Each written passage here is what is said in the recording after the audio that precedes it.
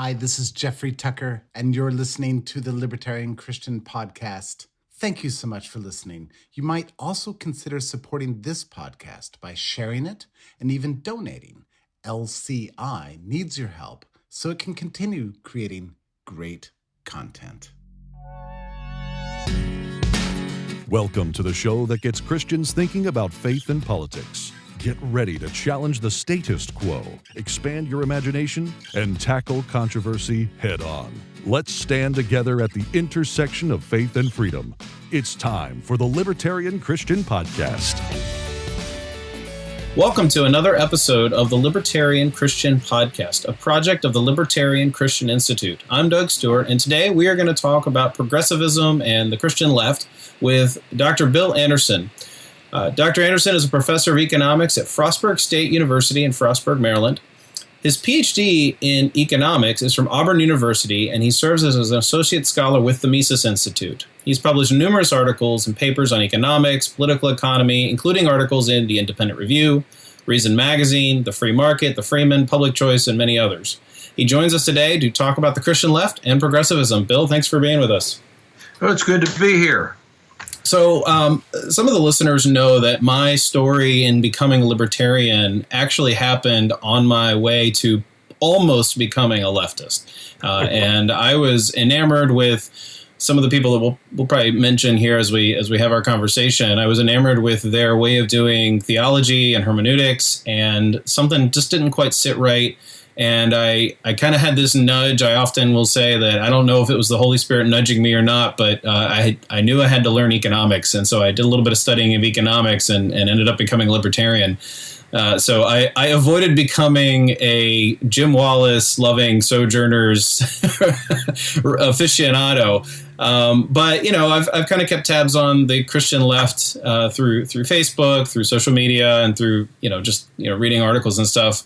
And I come to discover that you've actually been keeping tabs on the Christian left for the better part of my life. And so I thought it would be great to have you on to talk about the experience, where did the Christian left come from? Because I think we all have heard, the Christian right came from a certain sort of center of Christian thinking and Christian tradition, but we don't really know a lot of the backstory of the Christian left. And then also, of course, to talk about, what are some of the things that we can do as libertarians when we have conversations with people on the left who may not realize it, but they just sound like they're repeating Karl Marx in their pronouncements about economics. So you're the guy to talk to, I'm told. Well, thank you. All right. Well, my start with them goes back into my early college days. And there, as you know, back then you had the Vietnam War going on, and that was definitely a rallying point for the left. And Vietnam was extremely divisive. I happened to have a very low draft number, which meant that I carried around for a long time, for more than a year, a draft card that said 1A. So I actually had to take my physical, and of course, when was going to be inducted, and then they signed the peace accords, and President Nixon then abolished the draft. And as a result, I did not have to go to Vietnam, but certainly that was so it was a very real thing to me. And and at the time there was Jim Wallace and Wes Michelson and some others that they got together and formed a group. They were in Chicago, and they had a publication called Post American, and it was about a lot of it was about Vietnam, but also social justice. And you have to understand that at that time there was, if you had the issue with the civil rights movement, and there was a lot of movement toward leftist economics and away from anything we would have called free enterprise or free markets in the United States. One thing you have to keep in mind that at that time you had the leftists were just were just really starting to get involved in environmentalism. You had the population control movements.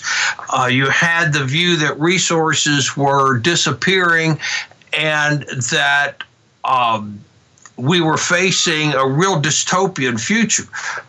For example,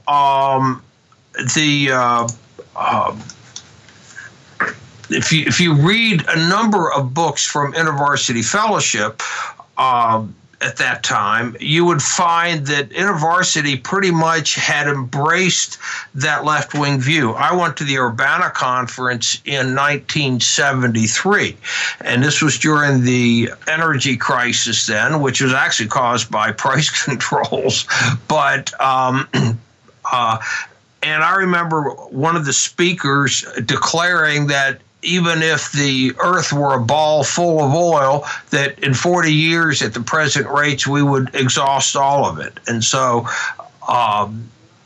he seemed authoritative enough. I mean, he was, I forget which speaker it was, but, and certainly by then, John Stott, for example, had embraced socialism, and he was very, very big. He wrote the book Basic Christianity, which had influenced a lot of believers in that day, and still does, by the way. It's a very good book. He moved away from some of those doctrines later in life and actually embraced the doctrine of annihilation as opposed to the doctrine of hell.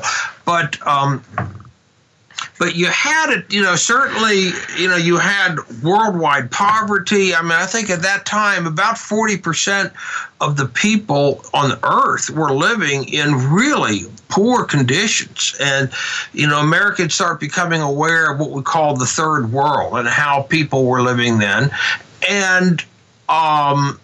And so you had the issue of population growth. For example, I read a book that was published by InterVarsity Fellowship by Michael Green called New Life, New Lifestyle.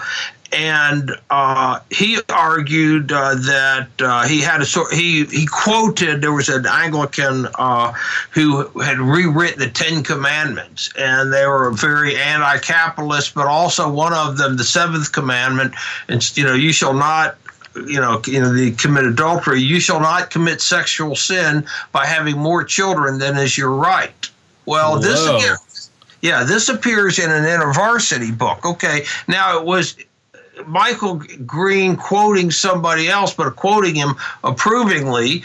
This is in defense, InterVarsity. This is not InterVarsity endorsing this viewpoint, but when it appears in an InterVarsity book, it's very clear that, and they don't do any, they don't ask them, hey, are you sure about this? That you can understand this is where people were. And what they believed was that if we did not have immediate government takeover of resources, that the capitalism was going to drive us into pollution and ruin. We were going to overpopulate, have mass starvation, and the like. And so these folks embraced that viewpoint. My dad at the time taught at Covenant College and taught Bible. And one of the books that he used was Ronald Sider's Rich Christians in an Age of Hunger, the 1977 version, which I actually have here. I'm working on a paper that takes a look back at the economics of Ron Sider in 1977. And I know Sider has made changes since then, and he says he doesn't believe everything he believed back in 77, but nonetheless, that you had a whole movement. It wasn't just a few leftists. I mean, InterVarsity Fellowship with the Urbana Conference was huge, and it was, and InterVarsity was at the time theologically reformed. It was, in other words, that a lot of the stuff that came out of its press side was Calvinistic, or what we would call today Reformed.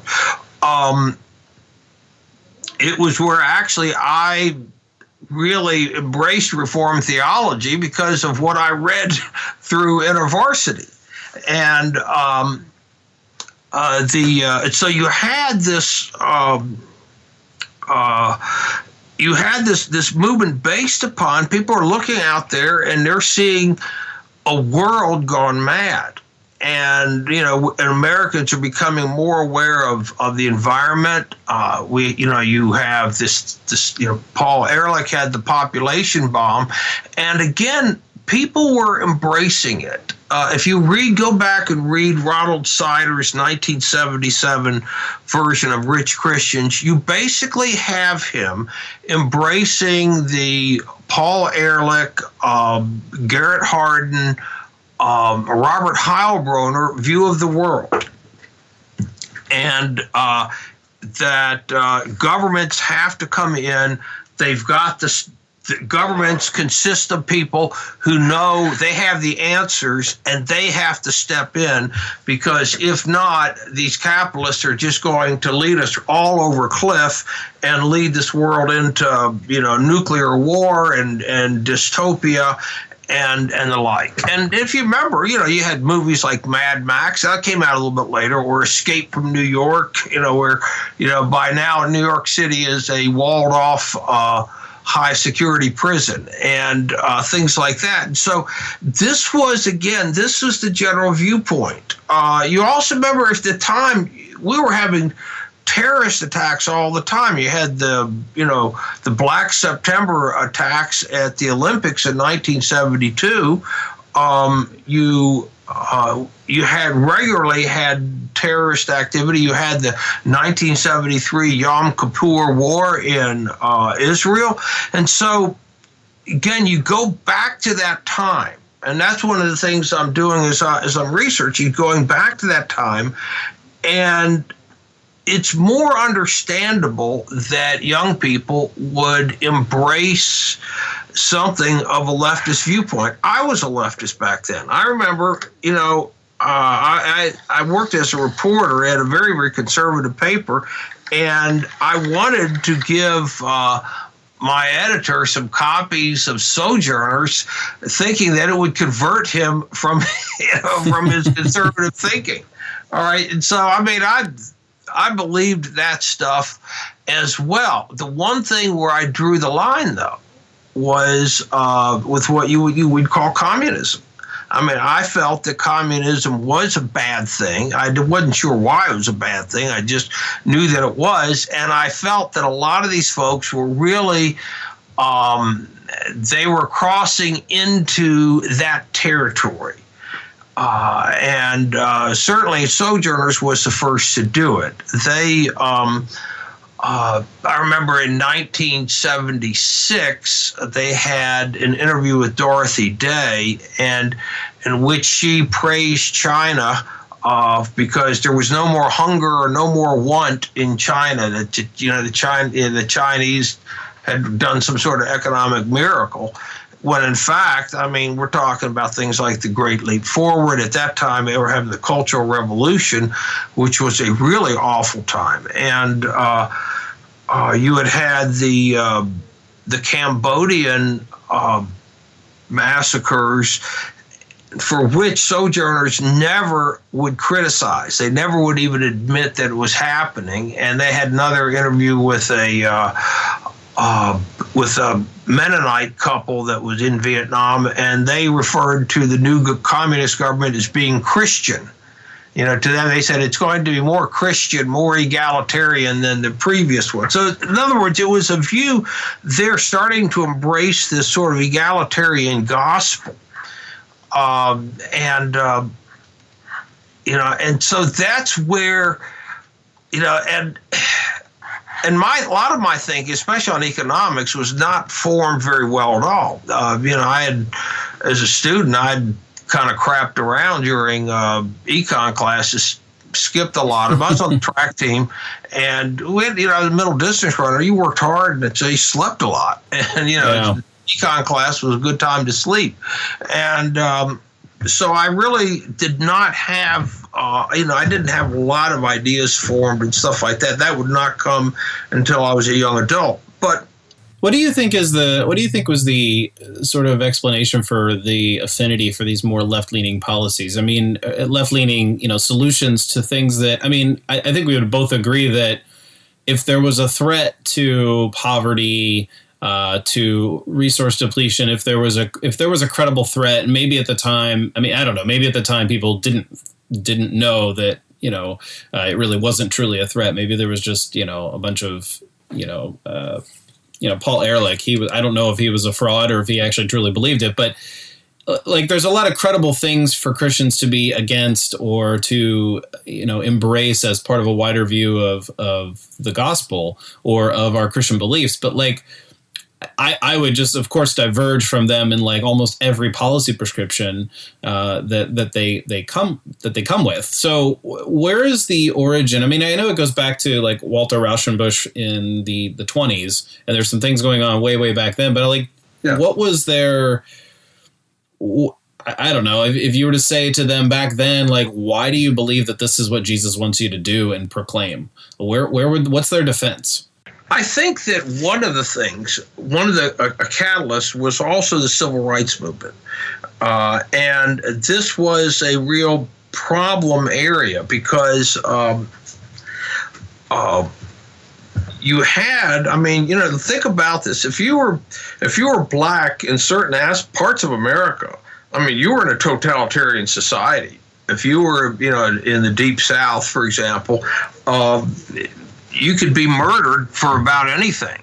And kind of one of the ironies, I guess, I've always believed the woman is that a woman would make an accusation, usually wouldn't be true, but it wouldn't matter. You'd have a group of people ready to go and string up somebody and kill them simply on an accusation.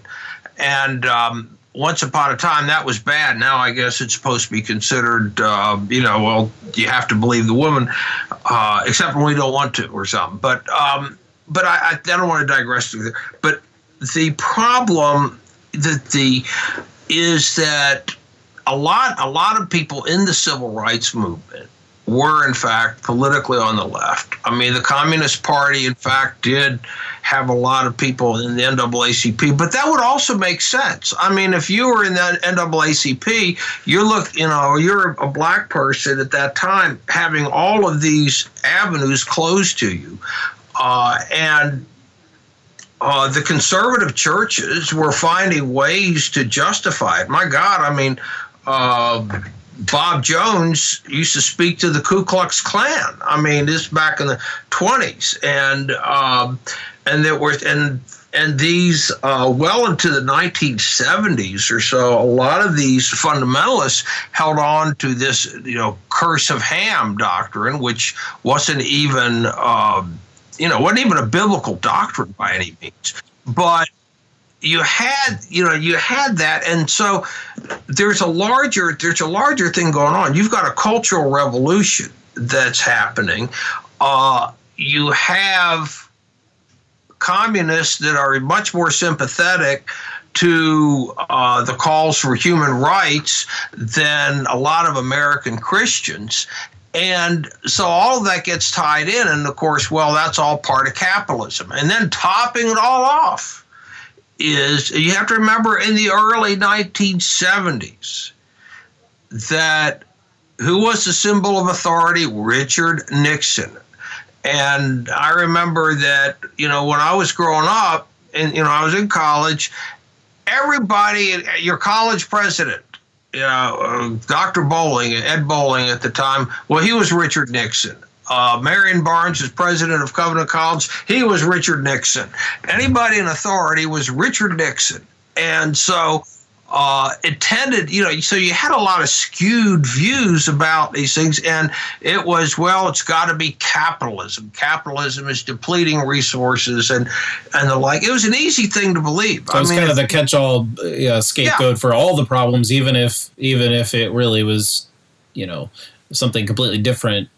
Yeah, and exactly right. And so, and also, by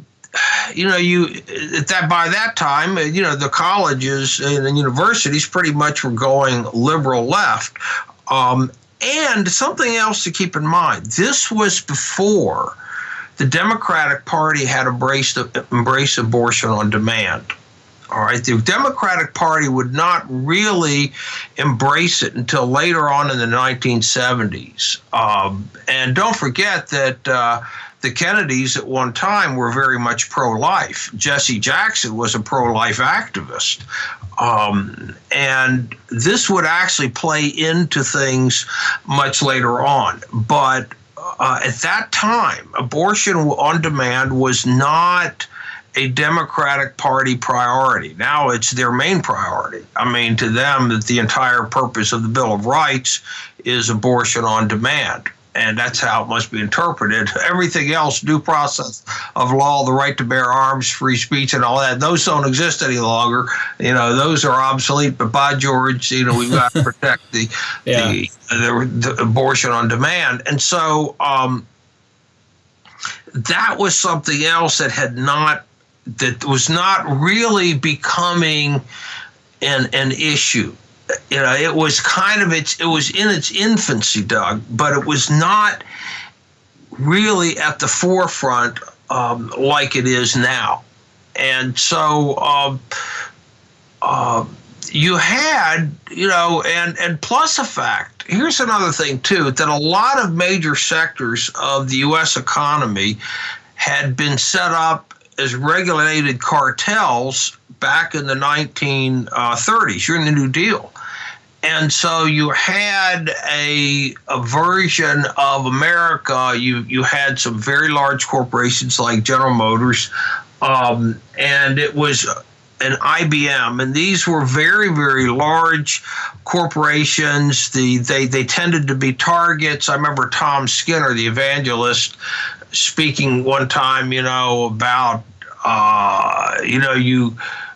even if you bombed a GM plant, they'd come back and come out stronger. You haven't stopped GM at all. Well, of course, the question I would have is, why do you stop? What do you mean to stop GM or stop IBM or something? But this was the view that these corporations were taking over. I remember a cult movie at the time was called Rollerball, in which corporations run the world. It's very brutal and all that. Well, it doesn't logically lead to that point. There's nothing that you have to arrive at that point because you want to, but not because any evidence out there. GM's making cars, for goodness sakes. Although, again, it was Ralph Nader. Well, they were trying to kill us. They want to make cars, but they're unsafe. And it's because they want to kill their customers. Well, that's an interesting point, because once you kill a customer, they can't buy anything else. But the problem is that but this was the way of thinking. It was. I remember having an argument with my dad. Well, why is it that IBM is oppressive? Well, it's just large, And I'm like, well, so what? It doesn't mean anything. But you had also the U.S. economy by then, this model that had come up and arisen up after World War II, with all, the banking sector heavily regulated. The railroads were really deteriorating by then. They had been regulated heavily for close to a century, since 1887. And you had a lot of, the economy seemed to be slowing down. This economic miracle, following World War II, had seemed to have run its course. We had inflation and the like. Nixon put on price controls, which gave us, of course, shortages. And so you had this view, well, this is capitalism. It's running into the ground. And and our worldview at the time was, God, this is it. I mean, this is, the world is just falling apart. The economy is falling apart. We're looking at lower and lower standards of living. Inflation is double digits and the like. And so when you're in that situation, you're looking for answers. Well, it's got to be capitalism. And at that time, keep in mind that the gap in the standards of living between what would be the socialist world or the communist world was not the same, was not as great then as it would become later.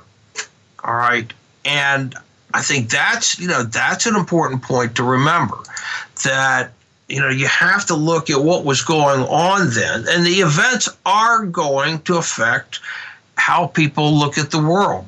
We say we want to interpret events through our theology, but what was really going on was that people were interpreting theology through the events.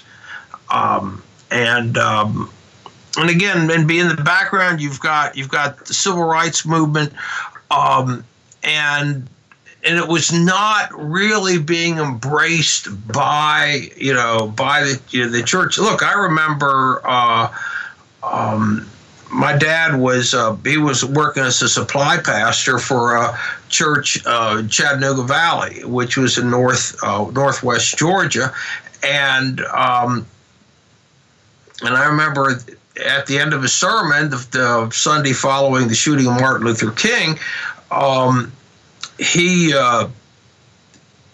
spoke about it, and he spoke in a way that made it very, very clear that this was wrong, that it was it was murder and all that. And most of the people in the church, they were from that southern, the Christian races. They disagreed. Now, they respected my father so much that nobody got up there and said anything to him, but they were, to them, Martin Luther King was a troublemaker who got what was coming to him. And so cue the sermons on Romans 13, right? Yeah. Oh, yeah, God, yes. You had... and that was a big deal, the whole Romans 13, and you have to understand that someone like Richard Nixon was a very divisive person anyway, and he was very paranoid, and you had an economy that was regulated in a very different way. When you have a regulated, where the government is setting routes, setting prices like they did in trucking, and railroads and airlines, telecommunications, you had a standard and central monopoly. Well, the AT&T monopoly was not created by capitalism, it was created by government. It was a legal, point of the gun monopoly. And so that economy was starting to break down. And so you would expect that there were a lot of pressures on, and interestingly, that, and this is not exactly in the subject, but I have to bring it up, and that is that the Carter administration engaged in a number of deregulatory initiatives that actually would end up freeing up capital, totally changing transportation and telecommunications, and actually it helped in finance too. And Carter, interestingly, was much more of the deregulation president than Ronald Reagan ever was. I mean, look, Reagan got the endorsement of the Teamsters Union because he promised to delay trucking deregulation for 2 years. That's something that's not known very much. And I bring that up but you have to understand, in the 1970s, you've got the Cold War in full bloom. You have the stuff really starting to explode in the Middle East. Communism is seen as a viable alternative. And there was a lot of cult following. Guys like Wallace and others saw Vietnam. They saw the United States, what was going on. There was a lot of awful stuff the United States did in Vietnam, and but to them, the bad thing, the reason it was bad was not because the United States is going in necessarily and killing people. After all, they didn't have any objections to the Vietnamese and the Chinese killing lots of people. But it was bad because they were preventing a communist revolution. And there was just a lot of belief at the time that somehow communism would provide better way of organization. Understand something too. These folks saw capitalism as just chaotic and disorganized because there was no central person leading it. This was just how people were thinking. All right. And so, and you've got on one side the conservatives not really taking the high road on racial matters. You had some InterVarsity, for example, the 1970 conference. The keynote speaker was Tom Skinner. And a lot of the conference was aimed at racial reconciliation and the like. And it was, I did not go. I was a senior in high school at the time, but I remember being at Wheaton College on New Year's Eve for a basketball game and met somebody who had just come back from there. He's talking how great it was. And I remember reading some of the literature, things that came out of that.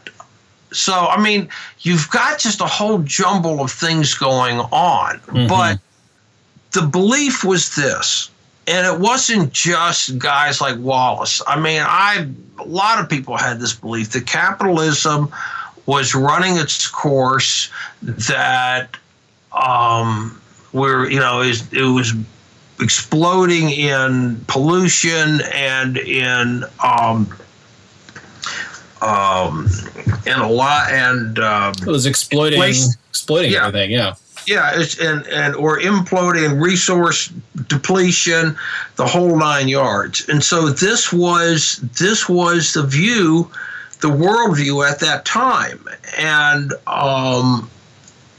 so I think that you have to you've got to understand how people were thinking, and so and guys like Wallace are asking, they're going in, living in parts of Chicago that are you have poor people, black people, and the like, and you could see, they're not going to get a fair shake. You could see how the police would treat them. You would see how the kinds of conditions that they lived in and the like, and so.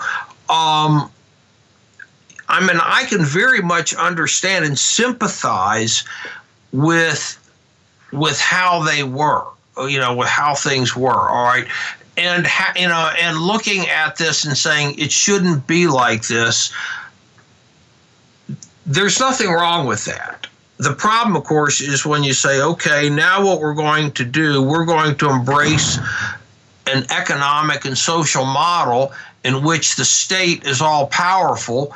And somehow we're going to put good people in government, and the good people are going to direct resources in the way that they should go. And that's okay. And it probably didn't help that the Christian right, if you will, was not as adamantly against cronyism. They were at least giving lip service to capitalism, but the capitalism they were giving lip service to was that which was probably rightfully something we should oppose. Corporatism and the like. What did the fall of communism do to the? I think it was 1989, right? The wall came down. What did that do to the thrust of the argument by people like Jim Wallace and others on the left? I mean, they obviously they couldn't just overnight see, well, we should just change our views because that failed. That's not what happened. No, and in fact, they didn't. How did Sojourners cover? Do you remember how they covered the fall? I do not know. I cannot say. What I can tell you is that a lot of them, and this is, I will tell you, for example, like the Marxist left in this country covered it in a way of saying what these people really want is true socialism. For example, when you had the massacre at Tiananmen Square in China in 1989, and we forget that event happened as well. the left would say, well, look, all these students, they're singing the Internationale. All they want is true socialism, that the government is moving towards capitalism, but the students don't want that. And so, no, it's not like all of a sudden someone like Wallace is going to embrace free markets and the like. That to them, it was still, a bad world in that regard. But I did not read any. I probably ought to go back to some of their back editions and read some of that stuff from there, because up until then, for example, during the 1980s, it was the purpose of Sojourners was to be against Ronald Reagan, and they spent a lot of time dealing with Nicaragua and Central America in general. And it was always in search of this socialism that was going to work. I mean, they embraced the Sandinistas, and by the late 1980s, that's running its course as well. And so they, but here was something else too. By then, politically, they were moving over towards the Democratic Party. All right, that there had been sort of an independence. And in fact, the early days of Sojourner, I remember there was an interview that they had with Carl Henry. And Wes Michelson's asking him about critical questions about the state. What should be the role, the state, the state as an oppressor. And it was very, very interesting that it was not partisan back then. It's very partisan now. But this was back when these guys were still living off, some ungodly small sum of money. This is before Jim Wallace's salary became over $200,000 and the like, and before guys like George Soros were funneling money to them. But but it's not like they were saying, "Oh my gosh, I guess socialism really doesn't work." They were kind of, they were like, well, the students want, these people, they want true socialism, they want social justice, etc. And so, there's no way that they could actually change their focus at all. But they were also, by that time, starting to really just move into the Democratic Party camp. And I think that was something that was, that you have to understand was part of what was making up Sojourners. That they really were, these guys, okay, and they had been in Washington for a long time. And here's something else that you've got to understand. They were becoming part of the Washington establishment. Beforehand, they were, they were hostile to the Washington establishment. They were hostile to that, so which would make them, of course, to a certain extent, hostile to the Democratic Party. But Wallace, starts, he's starting to move into these Democratic circles. He gets to be friends with Teddy Kennedy and the like, but also keep in mind you got to understand something about the political divide as well, and that is that in the 1970s there were a lot of evangelicals and even pro-life evangelicals that were Democrats. At Covenant, I suspect that the percentage of faculty members that voted Republican in, say, 1976 would have been far less than what you would see today. I suspect that not all, but most of the Covenant faculty today would probably vote Republican. But back then it was less so, and there was less difference in the party. After all, at that time, a lot of Republicans were pro-choice, so you did, that and the parties themselves had not really divided the way that they have now.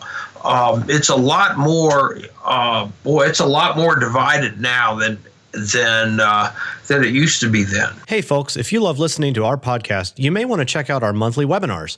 Every month we have a different speaker take a deeper dive into topics relevant to libertarian Christians. If you've missed some of our webinars so far, well, don't worry, you can still download them. Visit our website at libertarianchristians.com/events.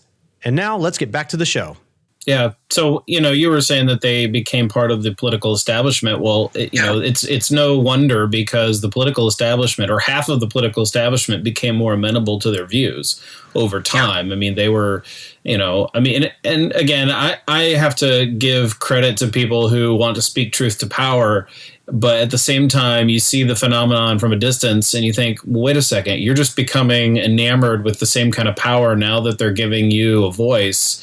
Yeah. And, if they're standing up for things that ought to be stood up for, or against things that ought to be against, like, being anti-war, then of course, we want to applaud them doing that. I mean, what better than would the Washington establishment become truly anti-war in the next 20 years or something? Like, I don't have any hope for that, but that would be really awesome, right? So, and they have a lot of influence over the past. I mean, they've had a lot of influence now with the internet being, getting a lot of people, their message is getting out. And then you have the rise of people like Brian McLaren and some others that are in his camp as well. So let's bring us to the present a little bit here, because I think we've hung out there. Yeah, exactly. All right, here's the thing in the present. What's going on? This is really, really important. And that is that their theology has been changing as well. All right, back in the earlier times, okay, here's the thing. Their political allies tended to be the mainline churches. All right, and but they did not come out. They were not like the other side. The other side back years ago came out in favor of homosexuality, whereas Sojourners did not. They were sympathetic to gay people, but they did not theologically come out in favor of it. Their theology was Anabaptist, all right, that it would, and a lot of them believed, like we do regarding Jesus. I mean, they would have been on the edges here and there, but generally speaking, the theology was not that much different. That changed with guys like McLaren and the whole emergent church movement, because what they were able to do was they totally changed how we perceive the gospel. The gospel became a very different thing than it had been. I think this is something that you really have to keep in mind, that their core theology changed, and part of it, I think, was influenced because when you look with they embraced identity politics, but then what their idea was to make the gospel fit into identity politics, all the time claiming that identity politics is Christian and that the welfare state is the very heart of the gospel. You see, once they embraced that, and also once they got away from the theology of, for example, the atonement, very much got away from that. They're very hostile now to the doctrine of the atonement. I think this is significant, and a lot of people don't understand it, that the theology they embrace now is not historic Christianity. It's very different. It is it's a theology that is pretty much distinguishable from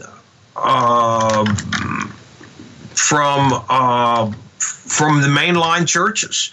It's you can call it liberal theology or whatever, but I think that's something that and here's, they're calling themselves evangelicals, but they're really not anymore. Back years ago, basically they were evangelicals and believed in, had beliefs in social justice, believed the state should be involved. I mean, look, if you read Rich Christian's 1977,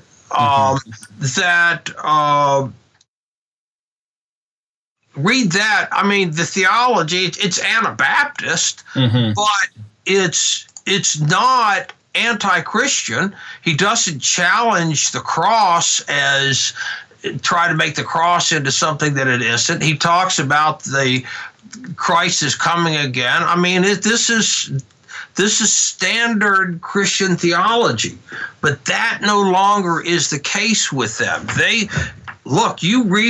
Go to their page. And I mean, they're embracing Islam. They have attacked. I mean, not only they called the atonement, the doctrine of the atonement, that they claimed that it was responsible for mass incarceration. Okay. All right, now you got to think about that, what they're saying. Okay, we're talking about a historic Christian doctrine.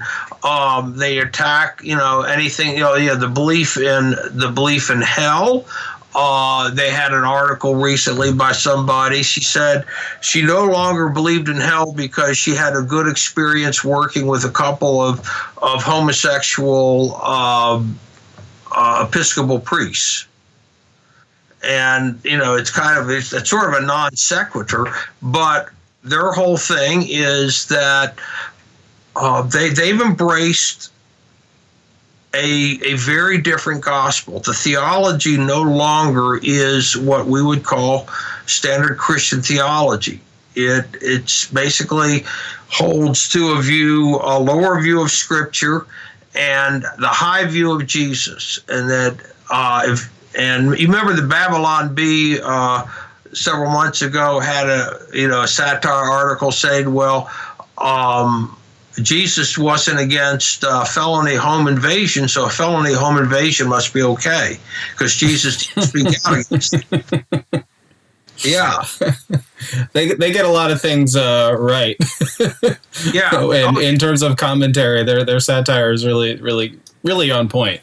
Yeah, and I don't know who it is, but I will guarantee you one thing too: that person is Calvinistic in his views. Oh yeah, they definitely are. I know that for a fact. Very much Reformed, but I think that that this to me is a very significant development because economically speaking, they've always wanted some form of socialism. And I'll tell you why, because socialism is centrally organized. You have a state directing resources, but you also have a state that restricts freedom. These are not people who they have never been for individual freedom, individual rights. If they had been that way, they would not have embraced collectivist societies, collectivist economies. And in fact, now that China is, unfree as it is still a substantially more free country than it was, and it's much more. It has a higher standard of living than it used to be. Now China is a bad guy. Russia is now a bad guy. Now that Russia isn't communist anymore, they feel perfectly free, to rip on, on Russia and to go after, to be, angry at China or whatnot. But and I suspect probably Vietnam too. I mean, Vietnam has been moving away from that for years.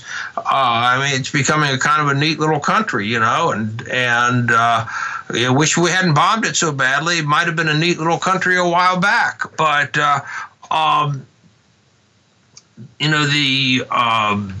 the point though is that they've made some very big fundamental changes since then. And it's basically squarely in the Democratic Party. They've embraced the sexual revolution. What they say is that because Jesus did not speak out against the sexual revolution, that the sexual revolution must be okay, and that and they're also embracing a form of universalism. And that's Rob Bell, right? Okay, it's basic. A lot of this is Rob Bell theology that they're embracing, and Brian McLaren theology, and I mean, you see where it leads. Yeah. So in a couple of the remaining minutes that we have here, I wanted to kind of ask you, because you do economics, and I have often in conversations with people on the left or the Christian left, I could engage them on the theological problems, that some of which you mentioned here, and kind of go at it on that level. But it's probably, when it comes to like talking politics with them, it's often, helpful. I've found it helpful to just engage them on the assumptions they have about how the economy works, what actually it does. So I just have a handful of, items here that, and get your quick response on. What do you think accounts for their it seems like they really kind of espouse a Marxism of sorts, their outlook on the economy. I mean, I read Walter Brueggemann talking about speaking truth to power and social politics in the Old Testament, and he immediately talks about surplus value being exploited by the workers. And there's just like this assumption that there's a surplus value in labor, and they talk about things as if the only thing that exists in the economy is a power struggle between owners and workers. Yeah, Well, here's the thing that Bumbalver back in around 1890 or 1891 blew that apart with his pamphlet, Karl Marx and the Close of a System, that the Marxists assumed that there's no such thing as time value of money.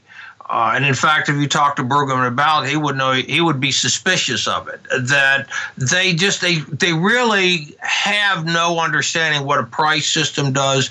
It's like reading stuff from Calvin College, where they claim that scarcity, that there is no scarcity, that God wouldn't do that God presents these resources for our enjoyment and value and blah blah. They use all this flowery language, and that the idea of scarcity, that God would do that, is just terrible. And think, okay, well then we don't have a conversation, because if you don't believe in scarcity, then you don't even believe in economics. You don't. Well, I think they believe that capitalism allots well, they wouldn't call them scarce. They would say, well, there's plenty to go around, and capitalism makes sure that the devil gets the hindmost. They use that phrase. Well, they believe that capitalism actually creates scarcity, and that God provides all this stuff freely for us.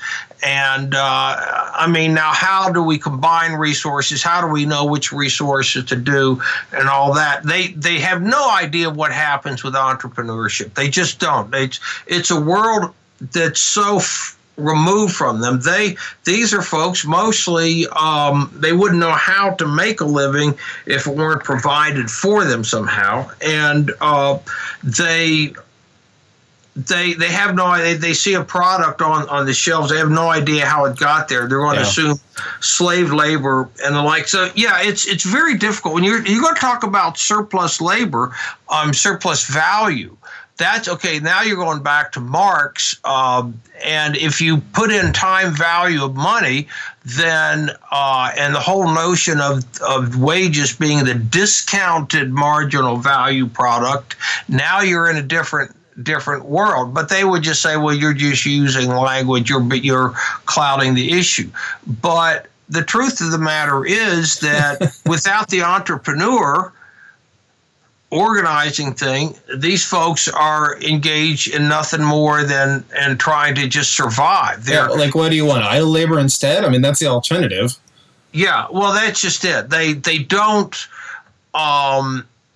they don't really have, they look, a lot of these folks believe that the world took a wrong turn with the Industrial Revolution, that somehow God never intended for the Industrial Revolution to happen, and that if we could just be back in those idyllic, happy days, when life expectancy was 29 years old, when you didn't name your children. Yeah, they want us to all feel like we're one with the earth. Well, you become one with the earth much earlier in life. Yeah, exactly. Yeah.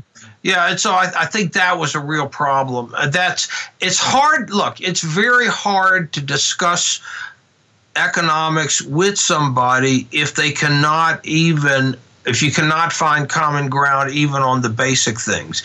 But it's like, it would do me no good to have, say, a professor from Calvin College to talk economics with them because they deny the existence of scarcity. So, I mean, what's the point? You can't.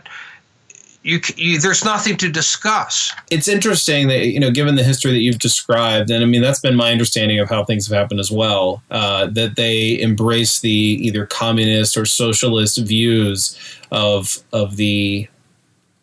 those other countries in the 70s and 80s that had yet to fall. Yet today, people on the left are not very happy when we call them socialists, because we almost refuse to call them by what they want to be called, which is a democratic socialist. And we're like, well, we just call them socialists, and they get all upset when we're like, well, we're not socialists, we're democratic socialists. Like adding that qualifier means something, but like their history is very much about embracing a socialist outlook.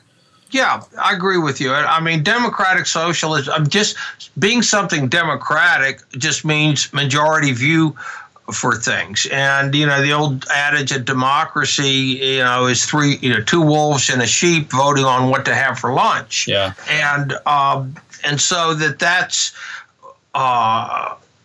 their view is somehow if everything is done with a majority vote, that somehow makes it moral and legitimate. That's a whole, it's like God ordained.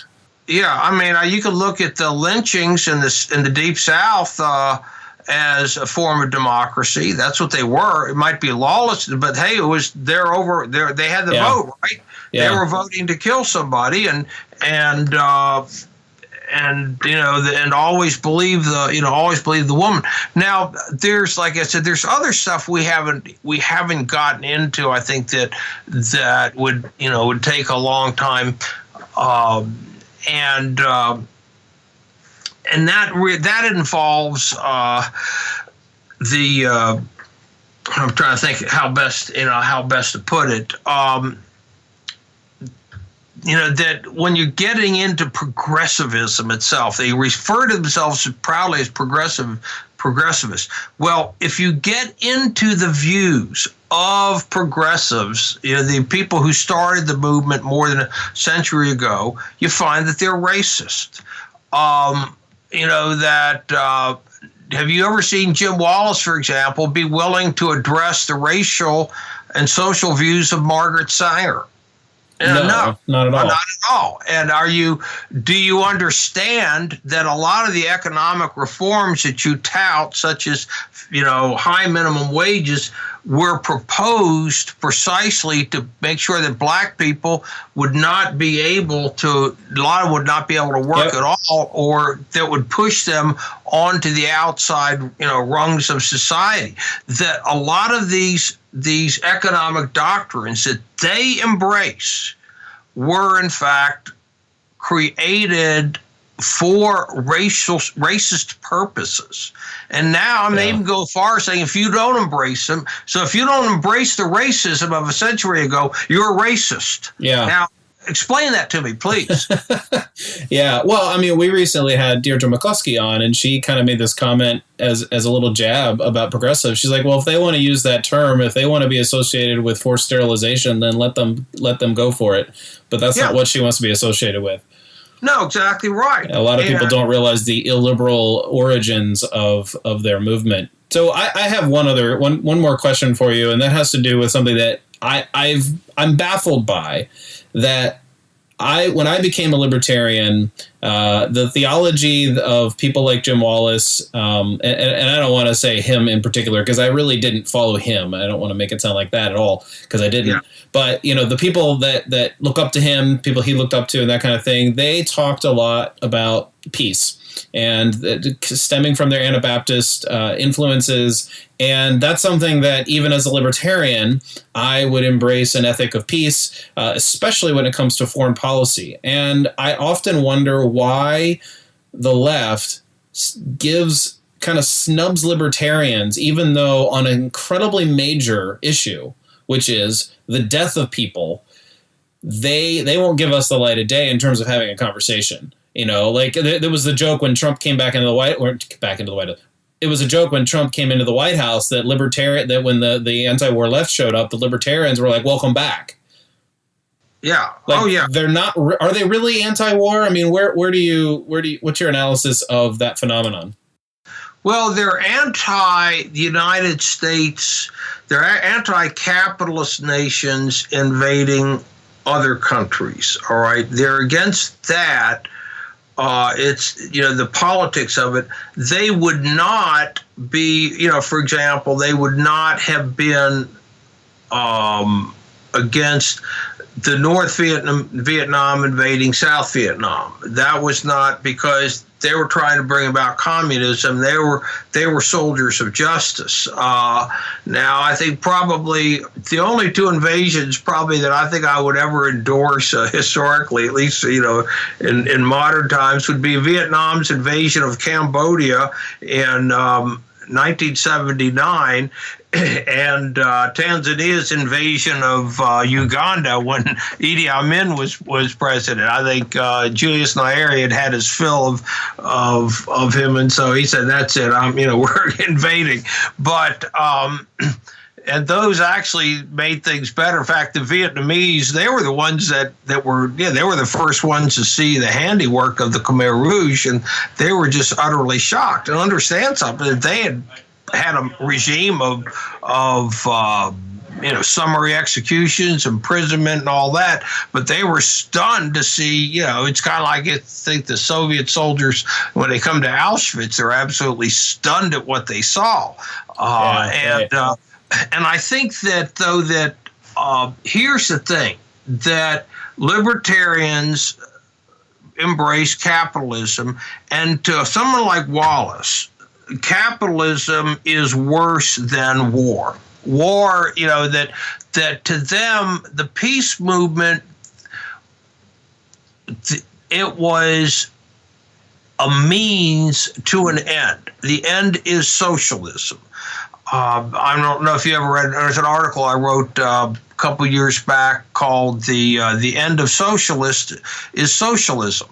That it's not about prosperity or a better society. Right. It's socialism.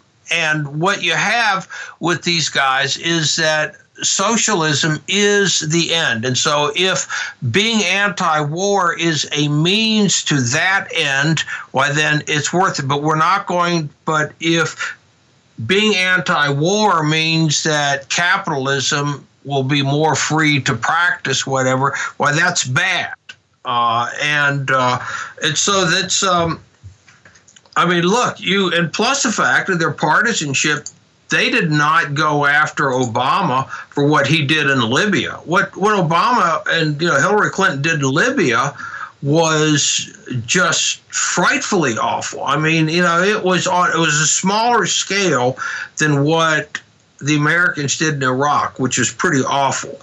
But nonetheless, if you take away the sheer numbers, the scale, but if you look at what happened, it was just as bad. All right, it was just as wicked, and and if you remember Hillary Clinton's crack, about the murder of Gaddafi, well, we saw he died. That was a laugh line to a bunch of Democrats. They never called her out on that. They never called her out on anything. So, and why is that? Because to them, you cannot criticize Barack Obama. He's a black, president. He's one of us. And so you have, for us, for libertarians, we're against war because it involves aggression. We hold to a non-aggression principle. Okay, that's our, the central principle that we hold to, non-aggression against others. And war violates that. We're not against defensive wars, but we're against, the invasion of other countries. It's fundamental with us. To guys like Wallace, war is a means to an end. And it's about socialism. The end is socialism, not a free society, a socialist society. And whatever is, so if an anti-war movement will help bring that about, good. If the anti-war movement does not bring it about, why then you don't become, you find a way to justify it or you ignore it. And I think that's something that's important. These guys, we're not dealing with honest people anymore. I mean, when Jim Wallace openly lied about receiving money from George Soros back when Marvin Olasky called him, he said that Marvin Olasky lies for a living. All right. Think about that. That's not just saying, hey, I didn't get money, he's mistaken. It is Marvin Olasky lies for a living. And while Wallace knew that Olasky was telling the truth. And my point is that Wallace, at that moment, even though he apologized, he should have been totally shut out of every, like Christianity Today or any other group. They should have just said, okay, we are done with you. There is no statute of limitations on what you did. And especially when you know the goals of somebody like George Soros. I mean, Soros is, we're talking about, my point is that, they may talk pro-life, but it's pretty weak, but it's always, we're pro-life, but we're entirely, in other words, it's the welfare state that's pro-life, and that you just want to protect people in the womb, blah, blah, blah, which is a lie, but, they've gotten away with it for a long time. Yeah. But, I just see him basically as somebody, he fronts for Soros, he fronts for Planned Parenthood. I mean, but you have to get back to their theology too. Their theology no longer is what we would call an evangelical theology. Yeah, well, there's a lot of, it sounds like the good intentions gone wrong story here, because it's just so many things that you embrace that you become part of the establishment. You become against things not worth being against, namely capitalism and free choice, and free people exercising their free choice, and so. Well, I just want to thank you for joining us and giving us that picture from somebody who's kind of seen it happen and understands what was going on from a kind of a different angle there, and just to kind of explain what some of the appeal is. So, Bill, thanks for being with us. Well, thank you, Doug. It's been a pleasure. Thank you for listening to another episode of the Libertarian Christian Podcast. If you liked today's episode, we encourage you to rate us on Apple Podcasts to help expand our audience. If you want to reach out to us, email us at podcast@libertarianchristians.com. You can also reach us at LCI Official on Twitter. And of course, we are on Facebook and have an active group you are welcome to join. Thanks for listening, and we'll see you next time. The Libertarian Christian Podcast is a project of the Libertarian Christian Institute, a registered 501c3 nonprofit. The audio engineers were Doug Stewart and Jason Rink, and voiceovers were by Matthew Bellis and Caitlin Horn. If you'd like to find out more about the LCI, please visit us on the web at www.libertarianchristians.com.